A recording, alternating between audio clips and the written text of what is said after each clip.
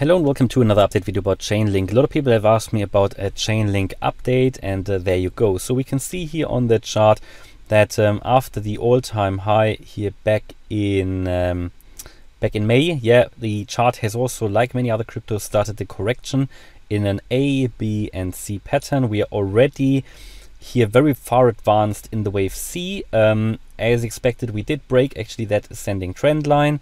That was a very strong one. Yeah, we found support here various times, so also that confirmed me in my view that we're going to get into these lower levels.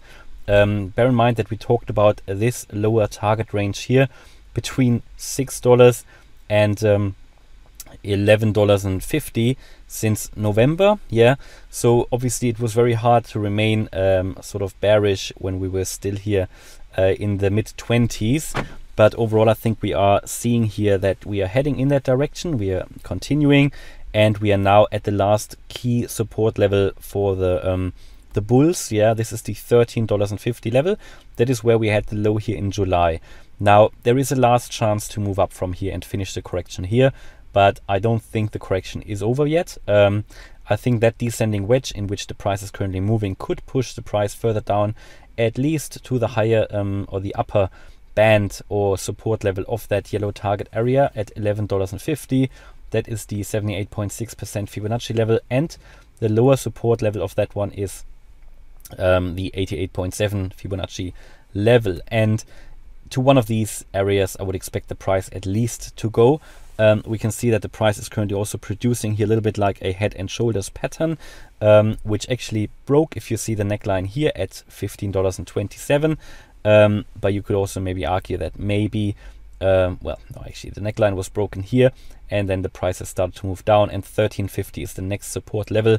And yeah, it's moving down as expected here, slowly but steadily. You know, we made a lower high here, which also is a confirmation that the price is moving down further. But overall, you can see it's in an overall bullish reversal pattern in a huge descending wedge. And by the way, a lot of cryptos are now in this pattern, indicating that the downtrend could be over soon. Yeah, of course, such a pattern can be broken to the downside, but what could happen, and that oftentimes happens, that this pattern gets broken to the downside briefly. You maybe have a short wick to the downside, and then it shoots up. Yeah, basically a fake out to the downside, which many people then do not expect. But yeah, this is oftentimes what happens, and how we could see that chart here develop. Now, that is my view here where the price is going to land at the moment, all going in line with expectations. Bear in mind that after the correction, I do expect, and not only I do expect that, this is what the Fibonacci extension levels would tell us, that a price range of at least $100 would be expected. Not, of course, within a few weeks, but in the next major wave up, I think we could get there, and that would then be more than a 10x, okay? Depending on where you are going to land. If you land at the lower support line here at just above $6, that is certainly what I would expect, and what you can then generate, yeah? But again, that's no financial advice. That's only what I read in the charts here, and based on the Fib levels and so on. And so far, it's been fairly accurate. So looking on the daily chart also here, the bullish momentum isn't there. We can just see it. We're in the bearish range below 50 on the daily, on the RSI, and the MACD as well. And that confirms further downside potential here as well. The MACD has also created a new bearish crossover here just a few days ago on the daily chart. On the 4-day chart, which I find very important, also here, further red bars here, it's pushing further down. There is no bullishness in the chart at the moment. You would want at least to get maybe to some sort of a bullish momentum. I think at the moment we would need to break out of this pattern here, yeah, out of this descending wedge. But also what you need to see, I mean, we've had this ascending trend line here that did support the chart throughout all of 2020 as well. That was broken and retested as resistance.